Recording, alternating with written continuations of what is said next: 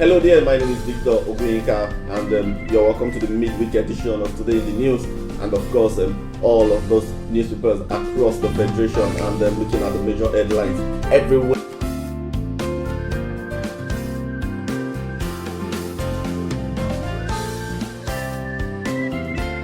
Over 1,000 people are benefiting from free medical services provided by the FCT chapter.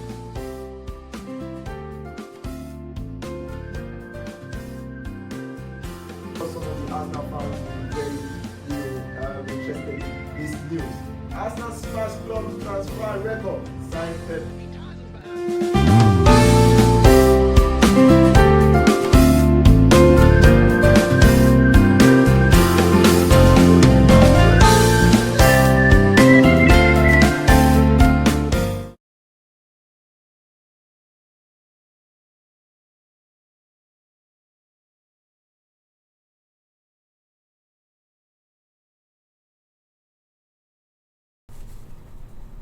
Good morning, viewers, and welcome to Vanguard Live. And of course, it's your program Today in the News. Here we read and analyze the top stories on newspapers across Nigeria. I'm Damlola Obushaki, and I'm with my co-host, Precious Chukudi. Okay. Good morning, Precious. Good morning, Dami. How are you? I was yesterday. I trip home yesterday. The traffic these days, we can't even talk about. Okay, you're talking of yesterday. Okay, what was this morning? I'm telling you, the traffic these days, we can't even talk about. Coming this morning, I knew what I faced. Okay, I think that I'm part of the reason why we started late this morning. But without wasting much time, let's start with the front page of Vanguard newspaper. And the headline, 5 killed as pipeline fire raises homes, vehicles in Lagos. And the rider, 150 homeless as 30 buildings get burnt, 39 vehicles gutted. Security men, communities are accomplices. This is coming from NNPC boss. Details can be seen on page 40 of the Vanguard newspaper. Moving on to other stories. Ghanaian president begs Buhari to open borders. You can see this on page 50 of the Vanguard newspaper. And on page 13, anti-corruption. Buhari seeks help from UK, from United Kingdom. And from page 43, Delta community raises alarm over toxic dump. Moving on to the stories above the nameplates. On page 5, Labour, Dixon, Ali back Amotekun. And it has a rider, it's saying it was necessitated by collapsing security apparatus. This is coming from Dixon. It's way to go in addressing security challenges. Labour is saying this. And on page 8, Ganduje, Tambuwa, Lalong, Mohammed win at Supreme Court. And on page 44, supporters rally for Yedioha, Uzodima in Abuja and Owerri. And on the front page, you can see the picture of the Lagos pipeline explosion and the remains of the vehicles that were burnt. And that actually has a topic. It says remains of articulated vehicles and shops at the scenes of the pipeline fire at Ile-Epo Ekoro Road in Abulegba area of Lagos State yesterday. That is all on the front page of the Vanguard newspaper, and we'll go over straight to the Nation. And on the Nation newspaper, we have anger over PDP's protest against Supreme Court. And also we have on page 9, 5 dead, 11 houses, 17 shops, 39 vehicles raised in Lagos explosion. And at the top corner of the Nation newspaper, we have on page 8, no upset as Lalong, Mohammed, Ganduje, Tambuwa retains seat. Apex Court affirms election. And on page 4 of the Nation newspaper, we have EFCC arrest 89 Yahoo boys in Ibadan, one arraigned in Osun. And also on page 10 of the Nation newspaper, we have Lagos-Ibadan Railway completion time shaky. Makinde Hills project. And from the Nation newspaper, we move to the Punch. And on the front page of the Punch newspaper, renewed attacks uncover blocked sources of Boko Haram, ISWAP funds, the first headquarters tells the European Union and others. It has a rider, and the rider is saying terrorists brandish brand new weapons, says military. And insurgents encircling Maduguri residents warn. Details can be found on page 2 of the Punch newspaper. And moving on to other stories, on the down part of the paper, Lassa fever kills 15 in Ondo, infects Delta copper. This you can see it on page 23, and on page 4 and 5, Lagos pipeline fire, resident count losses, 5 confirmed dead. And all the stories above the nameplates, Amotekun has made restructuring inevitable. This is coming from Dixon. So we also have that story on the front page of the Vanguard newspaper. And on page 13, Supreme Court affirms Ganduje, Lalong, Tambuwa, and Mohammed's election. Losing Kano Plateau would have been a major blow. This is coming from Buhari. Victorious governors extend olive branch to opponents. And that is all on the front page of the Punch. We'll move over straight to the Daily newspaper. And on the front page of this day newspaper, we have a night of tributes, pomp, color as this day marks Silver Jubilee. There's a picture of Dangote Group, Alaji Aliko Dangote showing, and Chairman Zenith Bank, as well as editor-in-chief of this day newspaper showing on this day newspaper. Also, we have International Monetary Fund holds Nigeria's 2020 growth projection at 2.5%. And also we have Buhari pleads with Nigerian neighbors to endure inconveniences of border closure. This story can be found on the page 5. And from this day newspaper, we move to Daily Trust. And on the front page of the Daily Trust, parents, students lament high acceptance fee in public universities. And on the front page, we can see some of the prices for the acceptance fee for some of the university, like the University of Benin and others. And on page 3, I won't reopen borders now, Buhari tells. Pipeline fire, 5 dead, 12 buildings, and 17 shops burnt. Jubilation traced Ganduje, Tambuwa, Lalong, and Mohammed's Supreme Court victories. You can see these on page 41 of the Daily Trust. And moving on to the stories below, over 60 million Nigerians can't read or write. Court remands Mama Boko Haram, 2 others, over 4 million naira fraud. You can see this on page 4 of Daily Trust. And lastly, nationwide protest against my victory coup attempts. This is coming from Uzo Dima. And you can see this on page 42 of the Daily Trust newspaper. And that is all we have for the paper review for this morning. And after the break, we'll be coming back for the analysis with the guests we have with us in the studio. And don't forget that you can join this conversation by leaving your opinion in the comment section below. I'm Damilola Ogushaki, and don't forget to like and follow us on our social media platforms showing on the screen, and visit our website www.vanguardngr.com to get more of our top stories. We'll be back.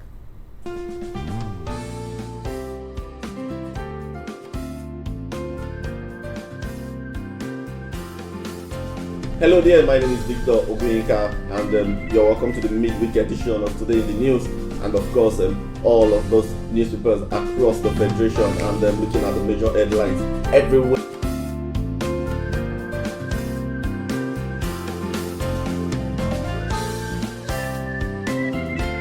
Over 1,000 people are benefiting from free medical services provided by the FCT chapter.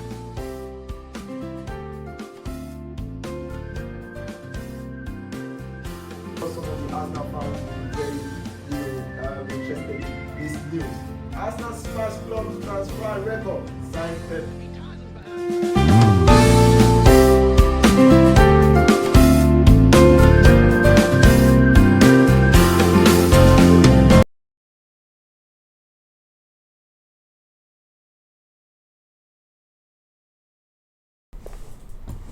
Alright, welcome back, and it's still Today in the News on Vanguard Live. I am Precious Chukudi, and of course I have my host here with me, Damilola Ogushaki. and we also have a very important guest. Like you always know, we always have him time to time here on the show, and you're welcome, Ikechukwu Agada. Thank you He's for a having public me. analyst, and he's going to public affairs analyst, so he's going to be telling us and also giving us more insights on some of the front stories on our papers this morning.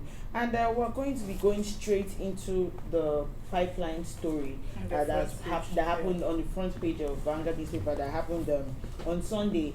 And it's today we had the report today that 5 were killed as a result of the fire that razed homes and vehicles in Lagos. what do you think is, because we've been hearing stories from that region. We've had, not in like 3 months, we've had things like that happening in that area. What do you think is the major cause of this pipeline vandalism? Okay, let me start by saying that it has been a recurring issues. Understand, recently you discover here and there, especially in Lagos State. I think it's high time the Lagos State government become proactive more than reactive, because you discover that after this thing happened, then they mobilize and all those things. So first thing to do is they have to station security agencies wherever there is pipeline, because most of these vandals are after the gas and all those things is by trying to steal it before the thing will explode, because it's highly inflammable. Understand? So there's a kind of atmosphere that the thing is supposed to exist. So when the atmosphere is being heated by oxygen and all those things explodes. Understand? So let every pipeline linkage in Lagos State be adequately protected by security agencies to forestall any act of banditry coming in. Sorry to cut you off, but some of the community, NNPC boss is saying that security men and the communities, they are also accomplices when it comes to this vandalism. Very true. They are, in fact, it's a case of sabotage, because sometimes when you go to, like the Abuja was saying, you discover that there are some security agencies there, and this thing kept on happening every time. So, which means the security agencies, so either somebody is not doing his work very well, or somebody is sabotaging the efforts of the government. Okay, sorry. I read also that some of the people who stay in the community said the reason why they can't report about these things when they see them happening is because they are afraid of these vandals. They are afraid of the fact that they can come back and haunt them, because some of them know these people, and they know that when they come, they don't come alone. They come with a lot of, other people coming to protect them from anybody who is going to try to harass them. So an eyewitness actually said that he's afraid of saying who these people are, because he doesn't want them to come and hunt him down or hunt his family members. So what do you think can really be done to protect? Because when these things happen, people of course are in the know. Somebody would have seen what's happening, and that person should even be able to say, okay, let me call the responsible authorities to say, okay, this is what's happening in our area. So what do you think exactly that can be done to protect these people so they can speak about it when it happens? I heap most of the blame to the security agencies. No man is greater than government forces. Recently, I even heard about Malian courts existing somewhere in Ikorodu and all those things. Can you imagine? Nobody is greater than. If you are in the know, let the security agencies, they should open up their lines. It has to be going every time. If you call them and they come, what do you mean by saying that people are in the know and they will still come and do it? Which means the security agencies are not doing their job. Do you think that this, the NNPC, is there a way they can monitor this with digitals instead of the analog that they're using to monitor? Yes, so many people have recommended using technology to monitor, but it will still boil down to security. No matter how this expertise you are using, without the security agencies being proactive, it will still fail. But when it comes to digitals, I think there are some things that can just alert you that, okay, there's vandalism so going on to place that can easily alert you, compared to using security men. Yes, instead of using security men. But we are a developing country. Not gotten. With time, we are going to get to that stage.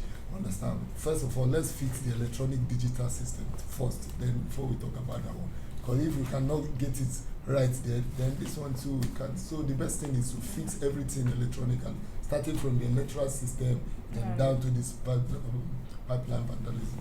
Okay, moving on from that story, we'll go over to the Delta community raises alarm over toxic dump. The people of Delta yesterday, they raised the alarm of Oshumili North local government area. They raised the alarm over the dumping of a toxic substance along the community axis of Asaba. And they said, I think some things were tied inside a cement bag and dumped there. What do you think can be done to these people to stop them from polluting the environment? The first thing is government have to come to their aid in terms of they have been crying that our lands have been polluted and all those things. So I think most of this dumping and all these things is a result of anger from the community. They said most of their land they cannot farm, they cannot do anything, and the government is not coming to their aid.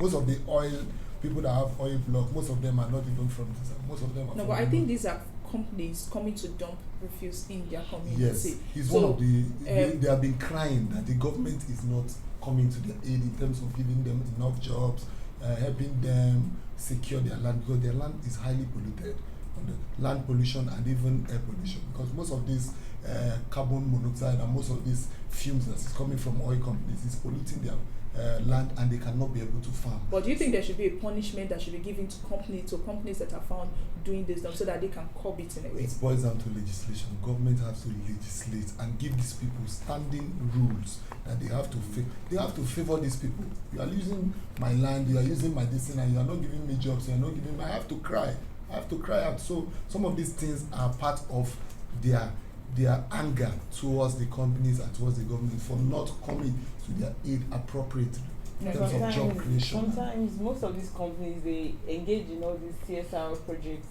for places that their businesses are involved, just so that they can in a way pacify the people and say, okay, we have your interest at heart. Do you think the CSR project is enough to keep these people calm for all these things? It's not enough. Most of them, 80% of them are jobless.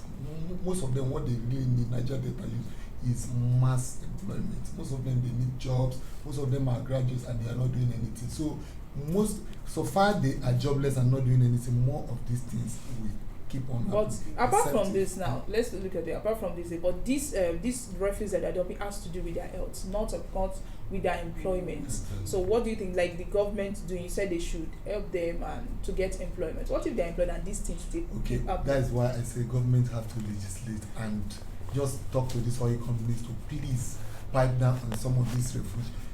Because if you say government should just eject them or do this thing to still bounce back to the economy of Nigeria, we don't want companies leaving Nigeria. We don't even want more companies coming so as to reduce the number of unemployment we have. But in that, when you're doing that, don't affect our health with your activities. So that is it. Okay, moving on, we go to the story of Amotekun.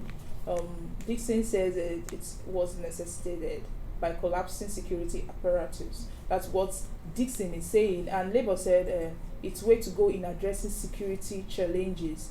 But this Amotekun, we know that it's welcomed and people have been talking about the Amotekun issues. But what do you think people are why is still stopping this, apart from the federal government saying this? Amotekun will be trending till justice is done.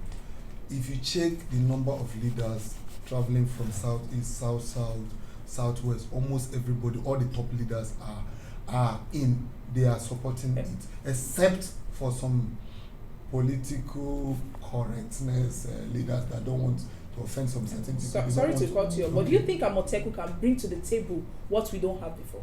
Yes, Amotekun is a solution to insecurity happening around the country. Okay, yesterday, Junaid Mohammed said something, and he said that he thinks that Operation Amotekun is because some people who are part of the Southwest government have some special agenda. Like, it is not just for the sake of securing life and properties, but because they have some other motives. So do you think that he has a point? And he's saying this because he said some of these state governors cannot even pay the new minimum wage, but yet they want to back Operation Amotekun. Do you think this is the way that statement is born out of unpatriotism? That statement is a slap on the nation's democratic ethos and what we stand for. Okay, we have the Hisba police in the north and all those things. Nobody have. Do you know that many people did not even know about this Hisba and civilian JTF this Amotekun came into play? It was the opposition to this Amotekun that made people started saying, if you have to treat these people, then you have to. We shouldn't have sacred cows in Nigeria. These things were formed so as to curb insecurity. Fulani US men they have been killing people in the south. They rape people, they maim people, they kill people. Then these people now sat. How are we going to curb this since security agencies cannot do this? We are helping them, we are not eliminating them. They came up with a solution and you are opposing it, which means you want them to continue dying. So this is, to me, is hypocrisy. Understand? So you can't come and be telling me, no. Amotekun has come to play. Amotekun is a welcome development. Anybody who loves Nigeria should love anything that will make Nigeria going forward, and Amotekun is one of those things. People that are opposed to Amotekun, they are insensitive to the plight of people suffering from insecurity. And such people, they are not patriotic. They don't love Nigeria. Okay, moving on, we go straight to Ganduje, Tambuwal, Lalong Mohammed win at the Supreme Court. I think, Precious, you have more on that story. Okay, so the governors of Kano, Sokoto, Bauchi, and Plateau states were affirmed by the Supreme Court. And these governors are Abdullahi Ganduje, Aminu Tambuwal, Mohammed Bala, and Solomon Dalong. And according to Governor Ganduje in particular, he said, "We have started our government and our appointment includes people from other political parties." What do you think about this? Because he's calling for reconciliation and peace. And he's saying that, okay, my government is going to include other people from political parties. So what do you think about what he's saying? I think over the weekend, tension built up in all the states across. People were moving from one place. Some people say some people were going spiritual, meeting one prophet and another. Because the Imo State Apex Court decision set almost all the governors under high tension. So after yesterday, the Apex Court struck most of their this thing out and doused tension. So most of them, I like what most of them did. They extended olive branch to opposition parties. Come in, let's build our state. Understand? So I think in that, because two of them they are PDP. Bala Mohammed of Bauchi is PDP. Tambuwal Sokoto is PDP. Then Ganduje is APC. Then Simon Lalong is understand. Okay. So I think it's a balanced understand in order to avert further tension in the country. But they've been protesting over the ruling of the judgment of the Supreme Court over the weekend for Imo State. But do you think, the PDP were saying that the Supreme Court, that their case, that they are the puppets now to APC. But do you think this judgment that just happened now, it's vindicated the Supreme Court and the APC party? It did not, because why I say it did not, especially in the case of Kano State, many people saw the daylight robbery, the use of state apparatus to maneuver and do some certain things in the state. So many people were of the opinion that if this thing happens, this thing should happen like, but when it was struck out, I think the Apex Court took that wise decision, striking it out in order to avoid what we call legal crisis, understand, where some judges will be. So they just decided to be diplomatic by striking it out, understand, so that it will douse more tension and all these things. So that's okay. So on that same topic about the Supreme Court's ruling, President Buhari said it would have been a major blow if important states like Kano and Plateau were lost. What exactly do you think the president was talking about here? Basically, if you are a student of politics, Nigerian politics, you will know that Kano State and Lagos State are two sensitive states that a ruling party should not toy with. So, APC being a smart political party will not want to lose Kano State. Understand? So Kano because State, of their population density. Because of their population density, Kano State decides in a larger way who becomes the president. So APC cannot toy with that state. But what do you think about people protesting that the Supreme Court, that they should reverse their judgment, when you know that the Supreme Court can't go against their own judgment now? According to the Constitution of Nigeria, the only way that Imo State judgment can be reversed is for the Apex Court to reverse itself, which most times has a slim chance of doing it, understand? So because they can reverse if it's election tribunal, court of appeal, but when it comes to the Apex Court, them can only reverse itself. So many people came down hard on the PDP that criticized. They said some people gave reasons that P2B was one of the people that came, and P2B was a beneficiary of Apex Court when he should reject his 88 tenure and recover and bring out back all the money. That's the only way they can. I think what they did, they have to cry out. Understand? In my opinion, their crying out paid off, because possibly, I did not be they cried out. Maybe some governors would have gone yesterday too. So the crying out to some extent did a lot of things.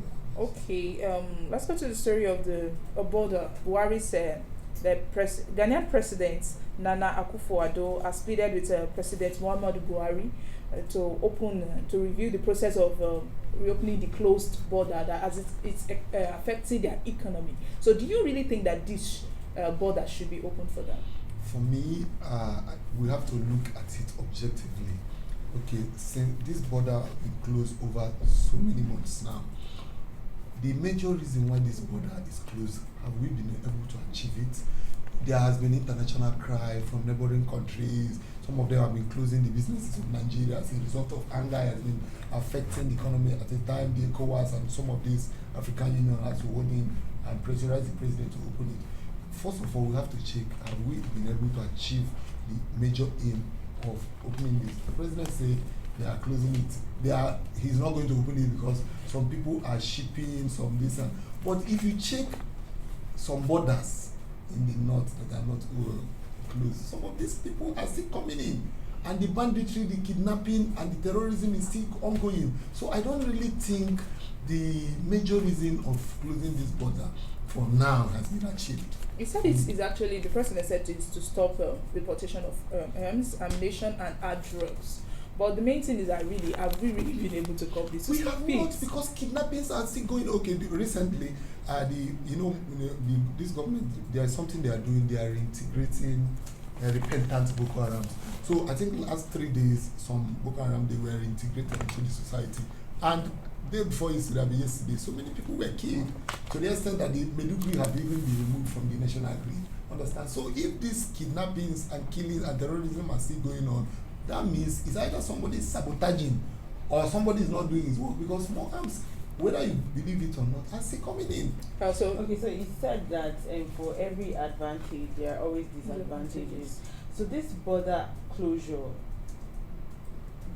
straight to the advantages, there are people whose businesses have closed down as a result of this border closure. Some people who sell, things to even feed their families cannot do that anymore as a result of this border closure. What do you think that could be the reason for all this happening? And do you think that the president rather would open this border in any time soon, pending when he has, solved this whole situations of ammunitions and cheap drugs from coming into the country? Okay, I think for the one you mentioned, it favors the farmers more.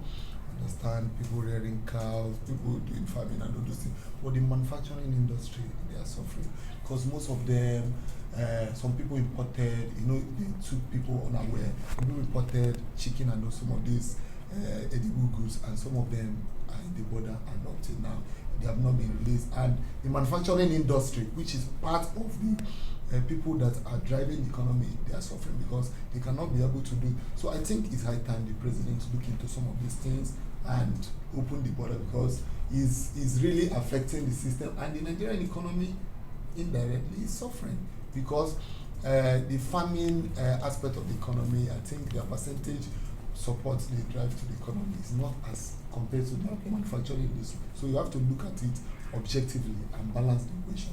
Okay, speaking of fighting corruption, the president, in a statement by his special advisor and media publicity, Chief Femi Adesina, said things were a lot better in the fight against terrorism.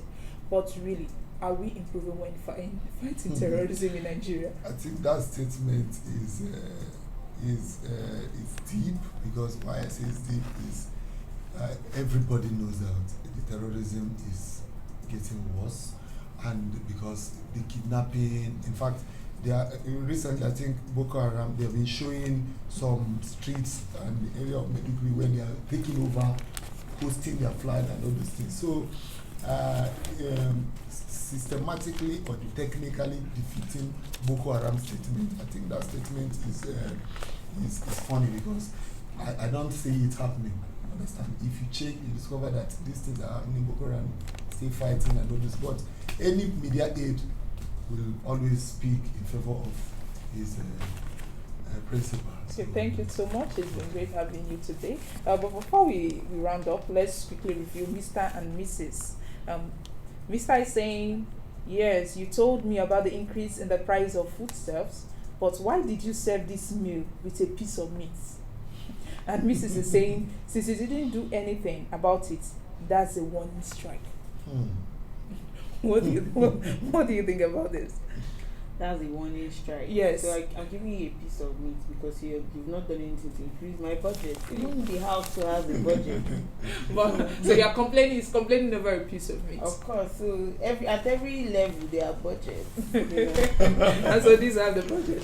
Okay, let's just quickly go over to the Vanguard Sports. Victor Moses agrees personal terms with Inter Milan ahead of proposed loan move.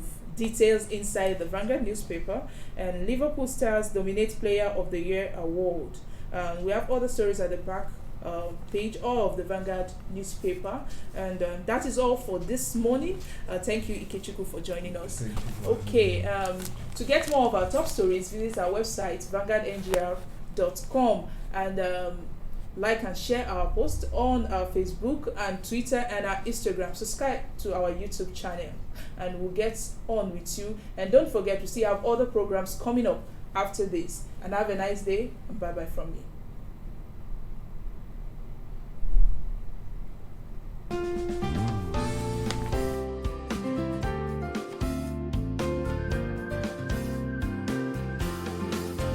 Hello there, my name is Victor Ogunyika, and you're welcome to the midweek edition of Today in the News, and of course all of those newspapers across the Federation, and looking at the major headlines everywhere.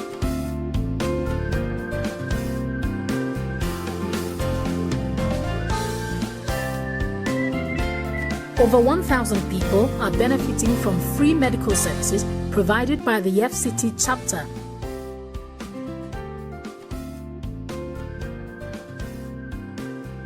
Some of the Arsenal fans will be very interested in this news. Arsenal smash club transfer record signed Pep.